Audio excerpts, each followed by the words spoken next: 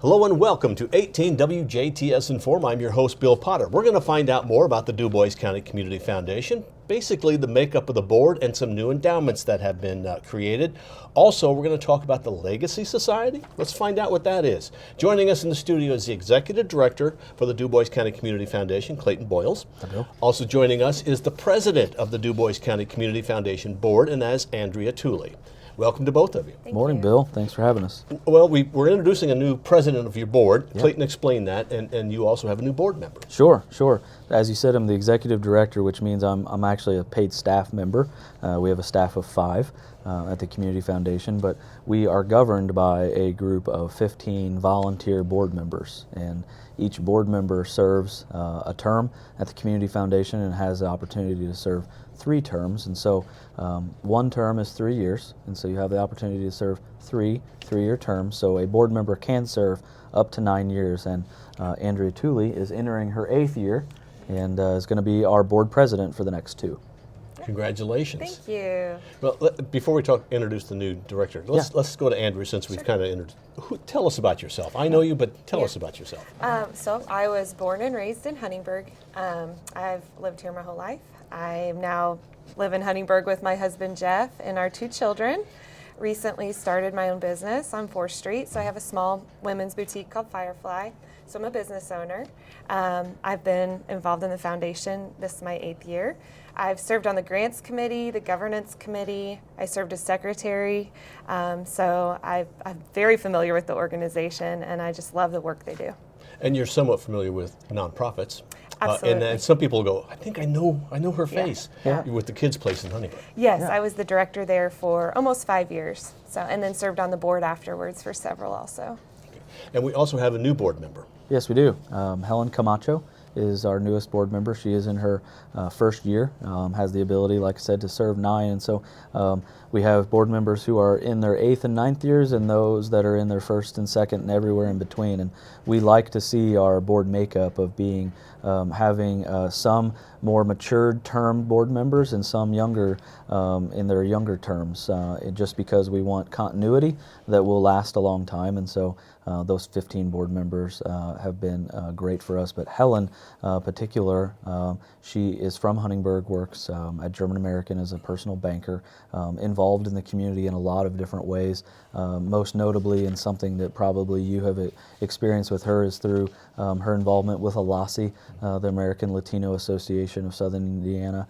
Do a lot of work in the Huntingburg and just overall Dubois County area. Have the Latino Festival every year, and that's been very popular in the last few. And we've gotten to know Helen over the years and really have enjoyed watching her leadership, her volunteer leadership, and also her work in her professional career. And so having Helen on our board, it's a privilege to be able to have all of our board members, and looking forward to Helen's term and tenure with us. That is great. It sounds like the board keeps growing, and it's always good to have people of different times on the board.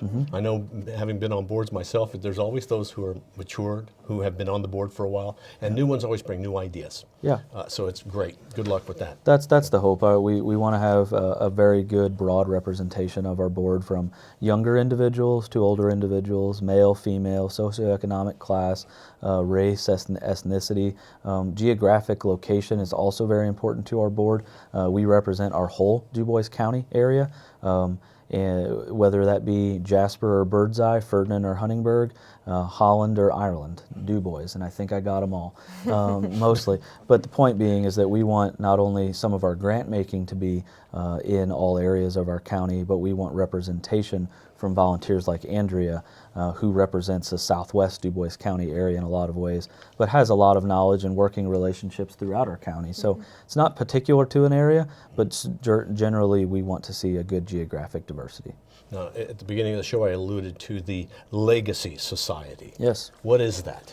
The Legacy Society is the Community Foundation's way to recognize those that have established a plan to leave a gift in their will, in their estate plan, to the Community Foundation, to a particular endowment that they have a passion for. So it is a pre-plan that hasn't been realized yet. that a man and wife or an individual comes to the Community Foundation and says, we have left in our estate plan some charitable dollar that will be given to the Community Foundation to benefit an endowment that you administer. And so this is a formal way that we recognize those that have done that. And to date, Bill, we have a little over 60 individuals and families that have said, we have added you into our estate. Now that's only individuals that we know of. There are statistics out there that say for every one person that you know has left something to your community foundation, there are 3 others out there that you have not had a conversation with. And so there are probably more than that. We hope that there are, and we would love to be able to have conversations with all that have left the Community Foundation in their estate, just to have a conversation to say thank you first off. Doing that is a very intimate, personal thing of leaving assets that are in your name to something that is going to be here forever is an extraordinary gift, and we are privileged to be a part of it. So we first just want to say thank you, but being able to have a face-to-face conversation with someone who is still living that has an ability to really understand their true passion and will help us as staff members and board members be able to steward their donors' intent long into the future. How does someone get involved in the Legacy Society or set up an endowment? I mean, you could set it up at any time in your life, really. Yep, you can set it up when you're in your 20s or 30s. You can wait until your 80s or 90s. An endowment can be established with dollars now, or an endowment can be established that will be funded by an estate later. Anywhere in between, but the way to start is by conversation, Bill. We're located at 600 McCrillis Street. That's on the corner of 6th and McCrillis, right past the Old National Bank on your left, and the Jasper Police Station and Fire Station right off the square in Jasper.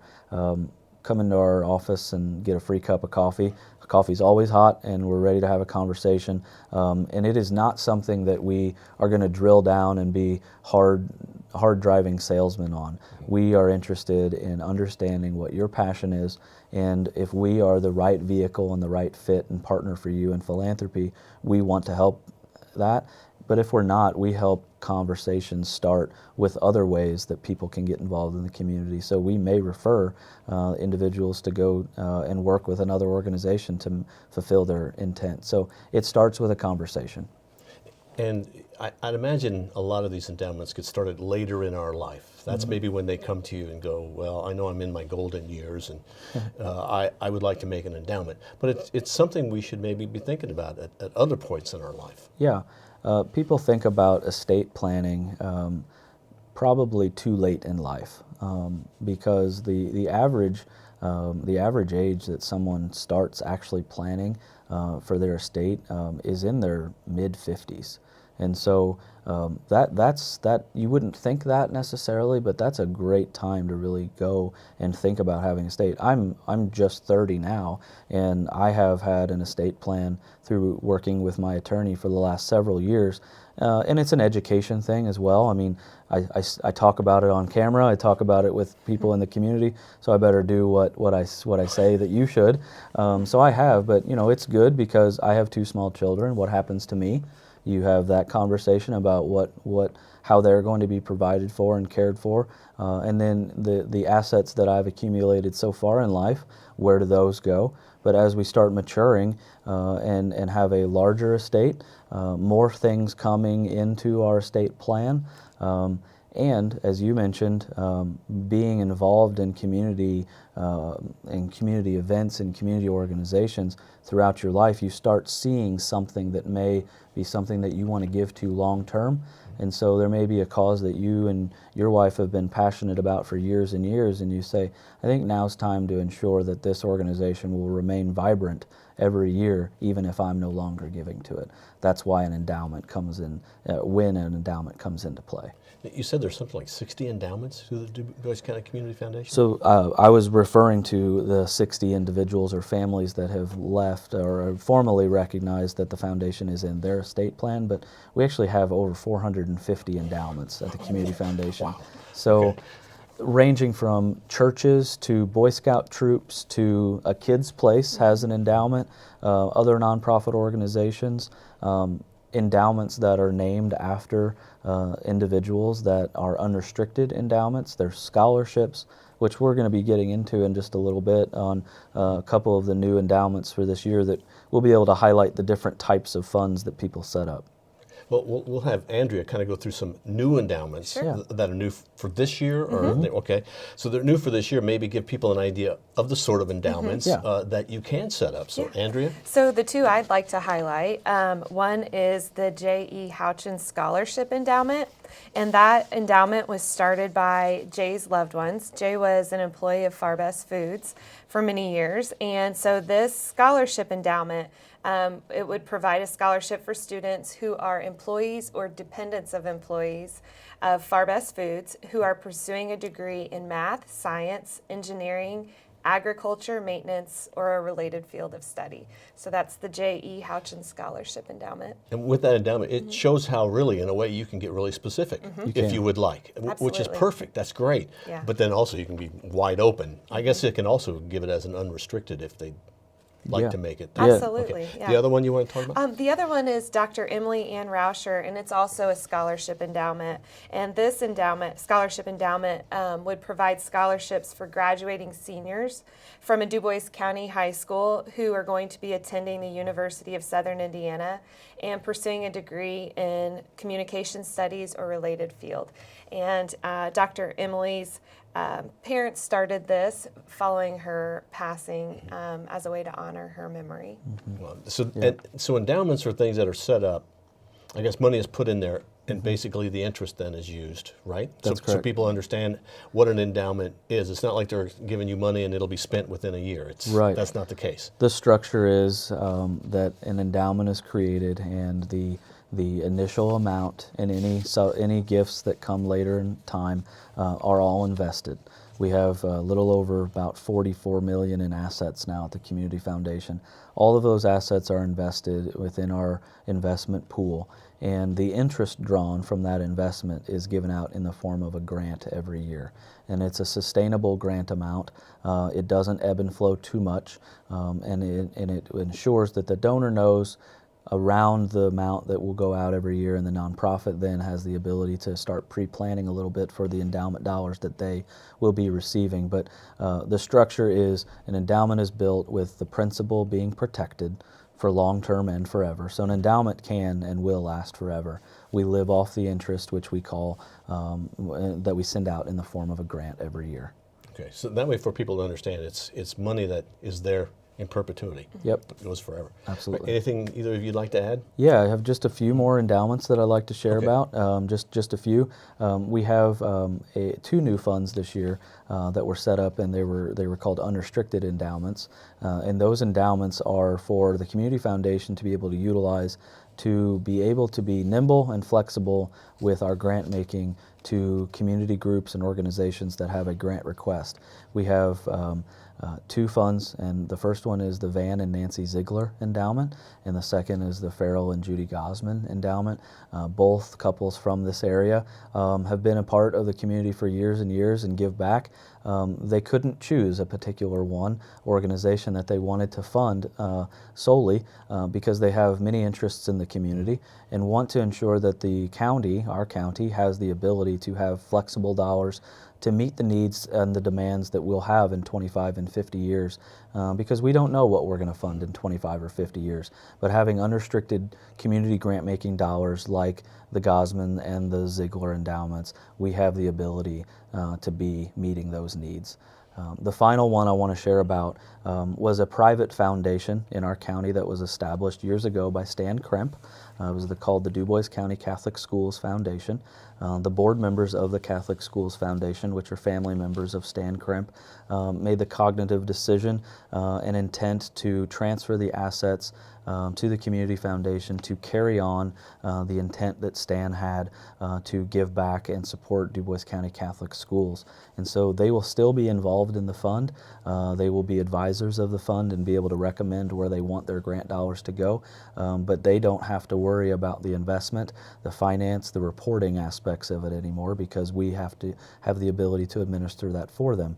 The intent behind it was really driven by their succession planning as board members to ensure that the continuity and the intent that the endowment had that Stan set up was going to be stewarded correctly for years to come, and the ability to drive that is now in the intent that the foundation will honor forever. Fantastic. You guys do such great work. It's fun work. And I think really the most important thing is it all starts with a conversation. does. As you mentioned earlier, just simply contact the Dubois County Community Foundation through the Community Foundation staff that is there. Yep, sure. Call Clayton, or really, I guess if you can talk to a board member and find out a Yes. little bit more. But find out more. We encourage that. We encourage staff conversations with individuals in our community, but our board members serve as advocates of our Community Foundation, and quite frequently we have really good conversation that comes through board members, and so that's a big role that they play, and hope that all donors who want to connect with us can do it through either channel. All right. Well, thank you very much, Clayton Boyles, the Executive Director of the Dubois County Community Foundation. And Andrea, congratulations on the presidency of the Dubois County Community Foundation Board. Andrea Tooley has also been our guest. Thank you for watching WJTS. We are local people watching local people.